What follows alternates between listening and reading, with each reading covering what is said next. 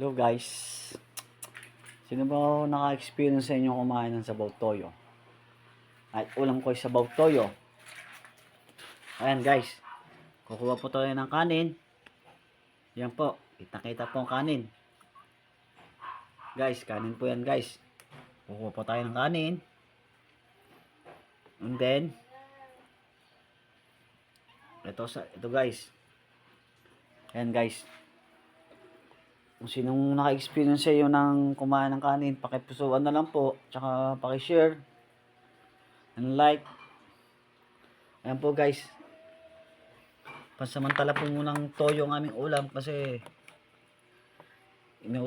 inuutosan ko po ang kapatid ko na kumain ng minudo, kumuha ng minudo.